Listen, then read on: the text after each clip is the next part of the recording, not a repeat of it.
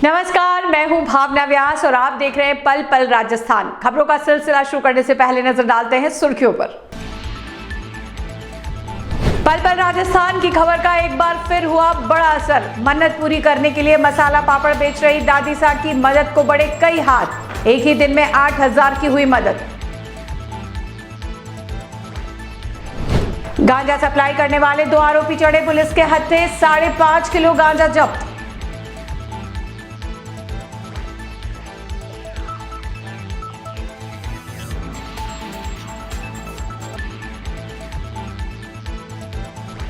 दिव्यांगों के लिए वरदान साबित हुआ नारायण सेवा संस्थान का चिकित्सा शिविर। 36,000 लोगों को कृत्रिम अंग लगाकर दिया जीवन दान।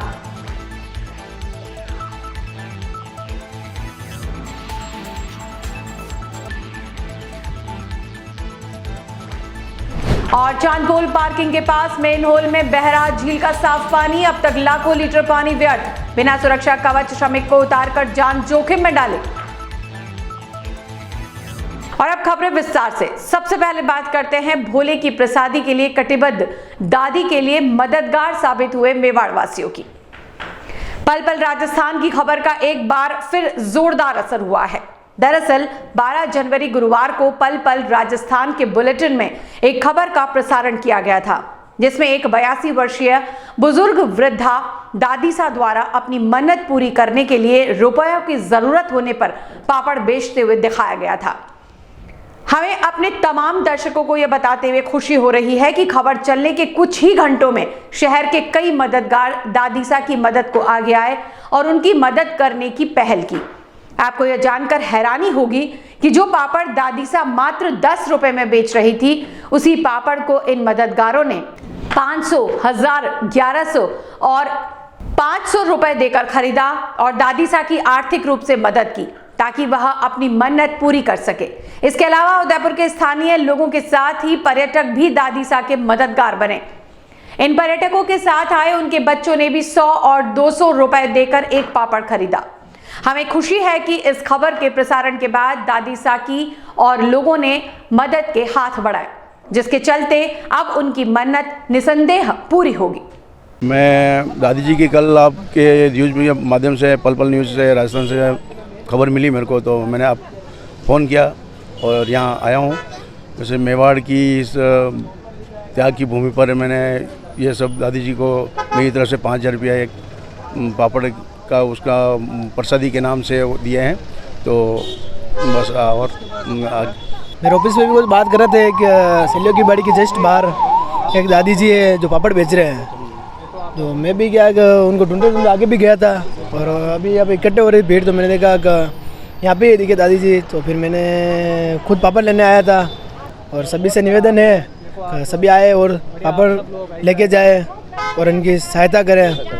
अभी आपने देखा है कि हम सभी लोग यहाँ पे सहेलियों की बाड़ी जो पर्यटक क्षेत्र हैं वहाँ पे इकट्ठा हुए हैं और श्री राजपूत करणी सेना जो हैं, हमारी टीम को कल ही पता चला था, एक वीडियो देखा था, उसके अंदर देखा था कि दादी जी जो हैं वो अभी इस उम्र में पापड़ बेच के अपना गुजारा कर रही हैं। लेकिन कल एक वीडियो में उन्होंने एक बात बताई थी कि मेरे साथ मेरे परिवारजन जो हैं वो सहयोग नहीं कर रहे हैं, मुझे घर से बेघर कर रखा है और मैं अपना घर जो चला रही हूँ वो पापड़ बेच के चला रही हूँ। तो हमें बड़ी खुशी हुई। मैंने भी इस वीडियो को देखा और मैंने जितने भी मेरे फ्रेंड सर्कल थे और जितने हमारी करणी सेना के जो साथी थे उन सबको भेजा कि हमें उन दादी जी के पास जाना चाहिए, उनका आशीर्वाद लेना चाहिए कि किस प्रकार से वो इस उम्र में भी अपना पालन पोषण कर रही है और इतना अच्छा कार्य वो हम लोगों के लिए कर रही है। तो हम एक बार वहाँ तक पहुँचें।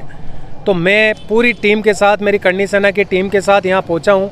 पल पल न्यूज़ से भी आप लोगों के माध्यम से मुझे ये पता चला है और पल पल न्यूज़ से जो हमारे शिवराज बनाए उन्हीं से मैंने संपर्क किया था कि भाई ये आपने ही चलाई थी न्यूज़, तो आप अभी स्वयं पधारे हैं। मैंने आपसे ही संपर्क किया कि आप भी पधारे हैं, हमें पूरा माता जी से बताएं कि क्या है ये मामला। तो साथ ही अभी मेरे साथ मोतीलाल जी भाई साहब जो हैं रोडवेज से रिटायर्ड हैं, आपने भी ये न्यूज़ देखी, आप भी यहाँ पधारें। आपने भी, हम सब लोग ये चाहते हैं कि दादी जी को हम लोग सहायता न करके दादी जी का एक पापड़ ज़रूर खरीदें। तो आपने भी, भाई साहब ने 5,000 रुपये देकर दादी जी का पापड़ ख़रीदा है। हमारी करणी सेना की टीम ने भी 2100 रुपये हम सब ने मिल के दादी जी का पापड़ लिया है और खाया भी है। और एक जो भैया हैं यहाँ पे विराजमान है, इन्होंने भी ये दादी जी का पापड़ लिया है। जो इनसे राशि हुई है वो आपने की है।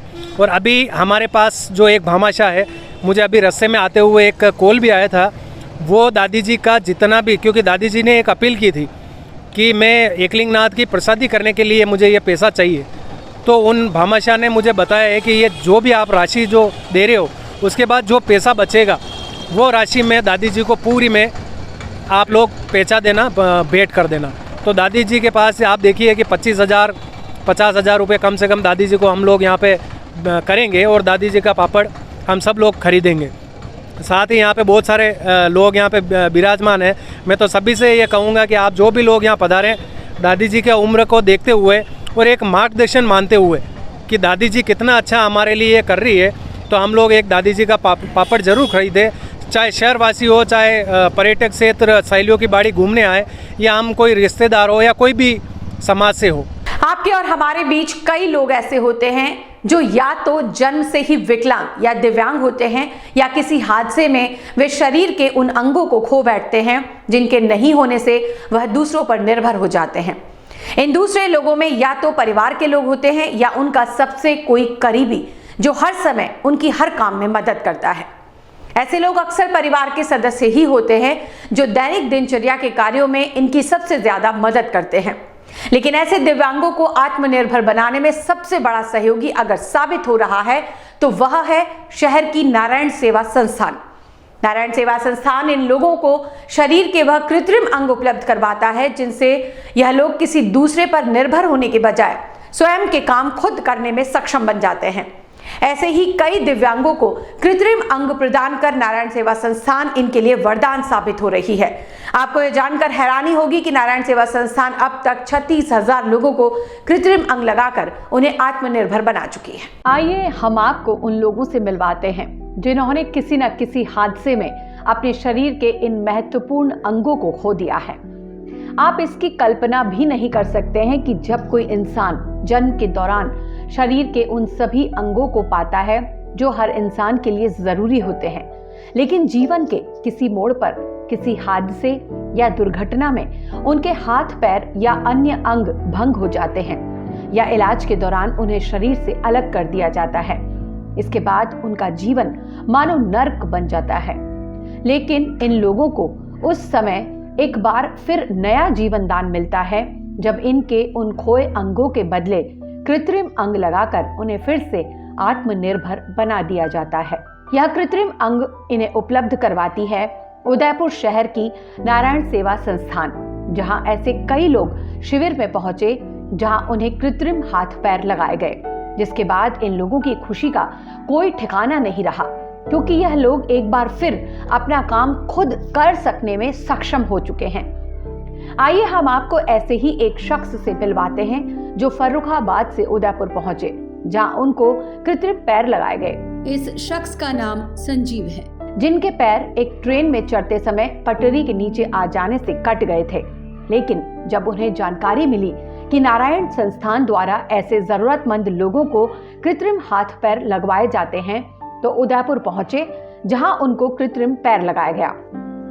एमपी से आए सचिन भी एक सड़क दुर्घटना में अपने पैर गंवा चुके थे। उन्हें भी यहाँ कृत्रिम पैर लगाए गए तो उनकी खुशी का कोई ठिकाना नहीं था। इसी तरह निकिता तिवारी और अन्य लोगों से आपको मिलवाते हैं जिन्होंने कृत्रिम पैर लगाए जाने के बाद क्या कुछ कहा। नाम बताइए। सचिन। कहाँ से रहने वाले हैं, क्या हुआ था? सर एमपी से हूँ मैं, बुरहानपुर। एक्सीडेंट में हुआ था मेरा। ये कब हुआ था? ये 19 साल पहले हुआ था। फिर मैं उज्जैन आया।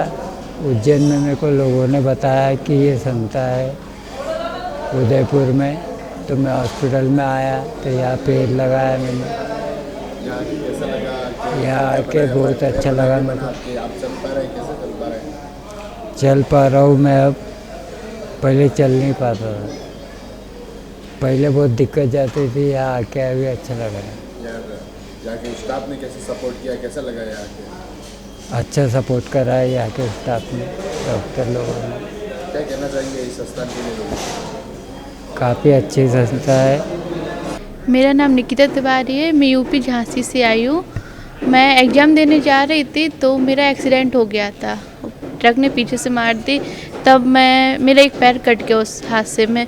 फिर मेरे अंकल ने यहाँ का पता बताया, नारायण सेवा संस्थान का। फिर मैं यहाँ पे आई, मेरा पैर लग गया और मैं अब किसी पे निर्भर नहीं हूँ। मैं अपना काम खुद करती हूँ और यहाँ पे आके मैंने काफ़ी फैशन शो भी किया, टैलेंट शो होता है जो यहाँ पे, वो भी किया।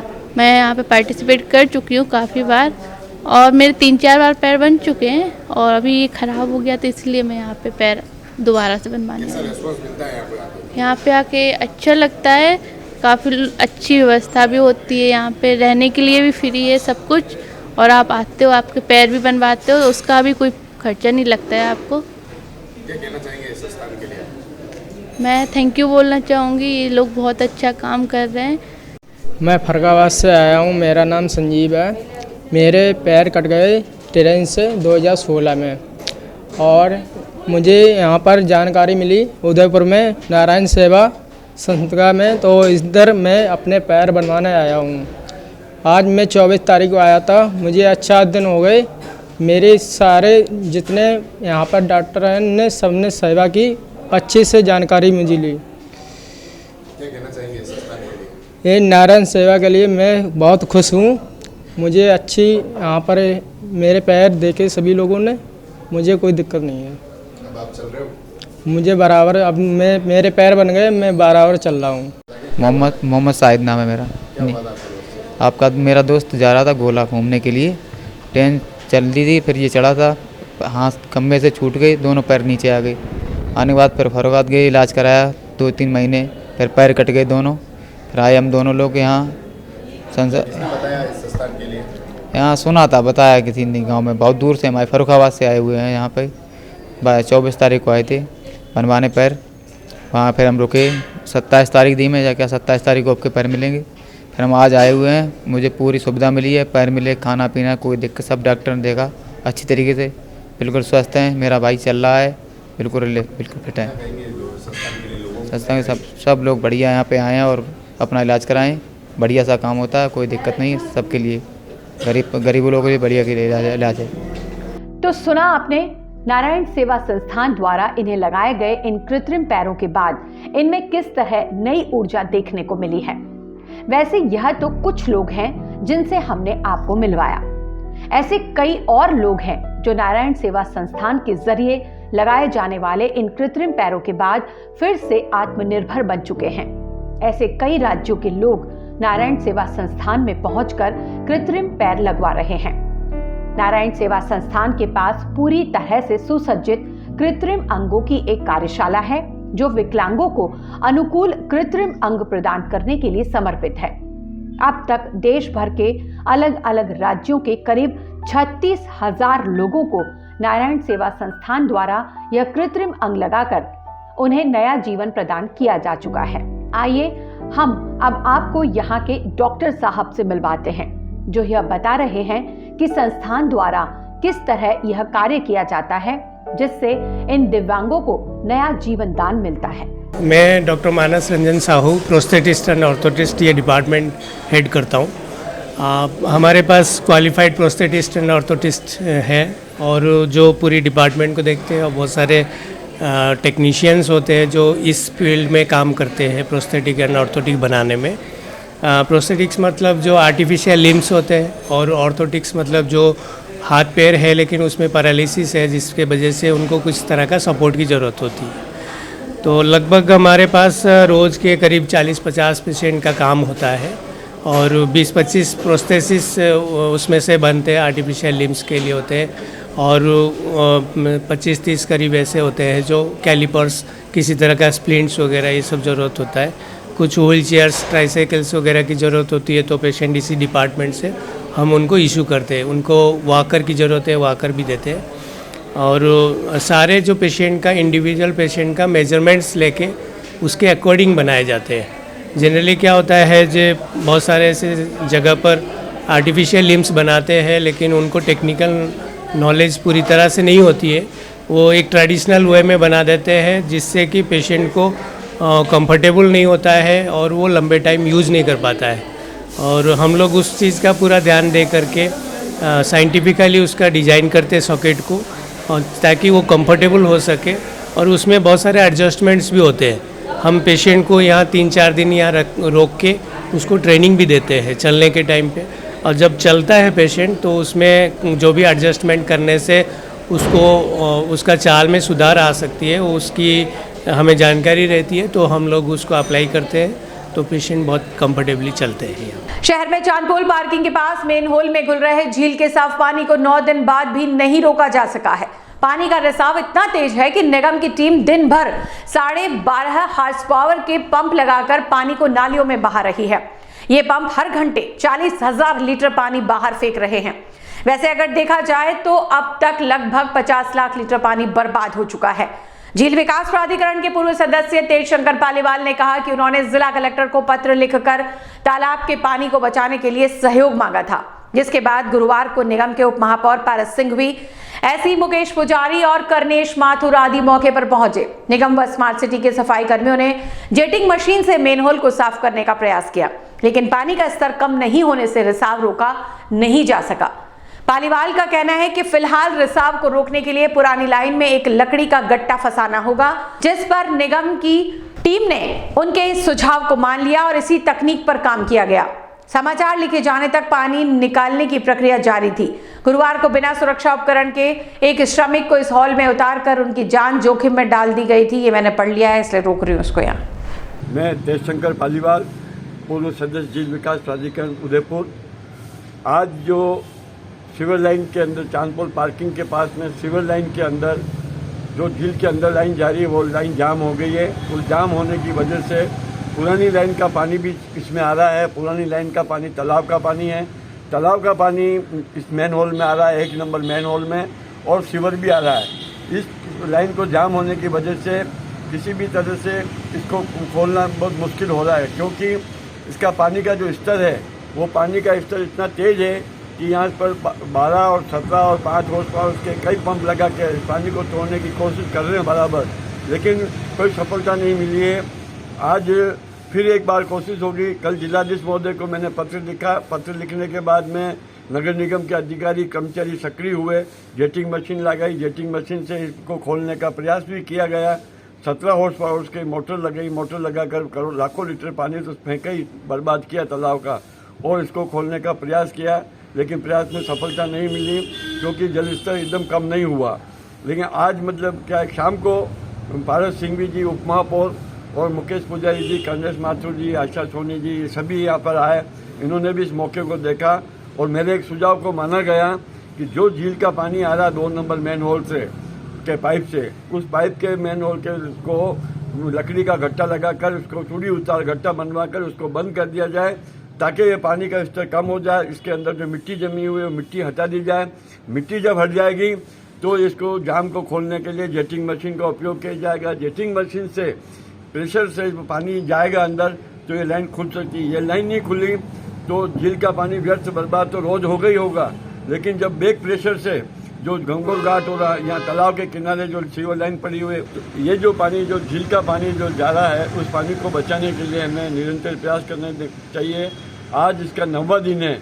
9वें दिन में अभी 10 बजे बाद में जेटिंग मशीन और सारी उपकरण आ जाएंगे, पंप वगैरह, स्मार्ट सिटी के कार्यकर्ता भी आ जाएंगे। हम फिर एक बार कोशिश करेंगे कि इस झील के पानी को बचाने का प्रयास किया जाए। झील का पानी बहुमूल्य पानी है और हमारे पीने का पानी है। लाखों लीटर पानी अगर व्यर्थ बर्बाद होता है तो ये हमारा उदयपुर के नगरवासियों के लिए दुर्भाग्य की बात है। अजमेर की एसडीएम यूनिवर्सिटी में पढ़ रही छात्रा की एक्सीडेंट में मौत और घायल हुए 2 छात्रों को मुआवजा देने की मांग को लेकर कॉलेज परिसर में छात्र नेताओं और छात्र छात्राओं ने जोरदार प्रदर्शन किया और कुलपति को गेट पर बुलाने की मांग को लेकर अड़ गए। छात्रों द्वारा प्रदर्शन करने की सूचना मिलने पर सिविल लाइन थाना पुलिस के साथ ही कुलपति मौके पर पहुंचे और छात्रों से ज्ञापन लिया। आक्रोशित छात्रों ने कुलपति को ज्ञापन सौंपते हुए कहा कि अगर उनकी मांगे नहीं मानी जाती है तो आगामी दिनों में कॉलेज परिसर में होने वाले दीक्षांत समारोह का बहिष्कार करेंगे। छात्र के पूर्व अध्यक्ष लोकेश गोदारा ने यूनिवर्सिटी प्रशासन पर आरोप लगाया है कि छात्र छात्राओं के चौथे सेमेस्टर की परीक्षा 22 दिसंबर को पूरी होने के बावजूद अभी तक प्रैक्टिकल परीक्षा नहीं करवाई गई, जिसके कारण मजबूरीवश छात्रों को अजमेर में रहना पड़ रहा है। जिससे यह छात्र सड़क हादसे का शिकार हुए। ऐसे में सभी विद्यार्थियों ने मृतक छात्रा आस्था गौतम के परिवार को 20 लाख रुपए व घायल स्टूडेंट्स को 5-5 लाख रुपए का मुआवजा देने की मांग की।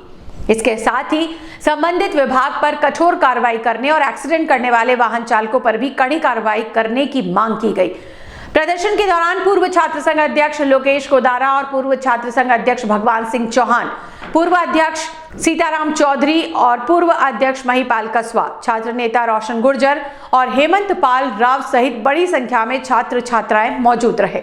अजमेर जिले के किशनगढ़ की मदनगंज थाना पुलिस ने अवैध मादक पदार्थों के खिलाफ चलाए जा रहे अभियान के तहत कार्रवाई को अंजाम देते हुए चौनपुरिया क्षेत्र में स्थित अंबेडकर भवन में गांजा बेच रहे 2 आरोपियों को गिरफ्तार किया। पुलिस ने आरोपियों के कब्जे से 5.5 किलोग्राम गांजा भी जब्त किया है। पुलिस ने एनडीपीएस एक्ट में मामला दर्ज कर जांच शुरू कर दी है। थाना प्रभारी नेमीचंद चौधरी ने बताया कि अंबेडकर भवन में कई दिनों से गांजा सप्लाई करने की जानकारी मिल रही थी। गुरुवार को मुखबिर की सूचना मिली कि अंबेडकर भवन व उसके आसपास के क्षेत्र में कुछ युवा मादक पदार्थों को बेचने का काम करते हैं। इस सूचना के बाद पुलिस ने एक टीम का गठन किया और दूदू के रहने वाले विक्रम सिंह और राजेंद्र चावला को गिरफ्तार किया। पुलिस ने दोनों के कब्जे से 5 किलो 570 ग्राम अवैध गांजा जब्त कर लिया। कार्रवाई के दौरान एएसआई लक्ष्मी नारायण, कांस्टेबल सीताराम, विनोद, रामराज, दातार और बसराम का सहयोग सराहनीय रहा। और अब चलते चलते नजर डालते हैं सुर्खियों पर। पल राजस्थान की खबर का एक बार फिर हुआ बड़ा असर। मन्नत पूरी करने के लिए मसाला पापड़ बेच रही दादी साहब की मदद को बढ़े कई हाथ। एक ही दिन में 8,000 की हुई मदद। गांजा सप्लाई करने वाले 2 आरोपी चढ़े पुलिस के हत्थे, 5.5 किलो गांजा जब्त।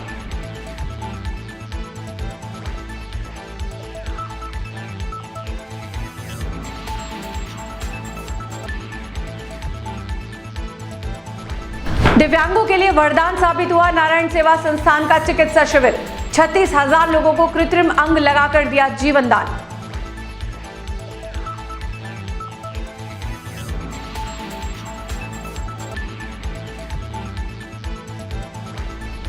और चांदपोल पार्किंग के पास मेन होल में बह रहा झील का साफ पानी। अब तक लाखों लीटर पानी व्यर्थ। बिना सुरक्षा कवच श्रमिक को उतारकर जान जोखिम में डाले। इस बुलेटिन में फिलहाल इतना ही। इजाजत दीजिए भावना व्यास को और प्रदेश की ताजा तरीन खबरों से अपडेट रहने के लिए बने रहिए पल पल राजस्थान के साथ। और हां, पल पल राजस्थान को सब्सक्राइब करना ना भूलें। नमस्कार।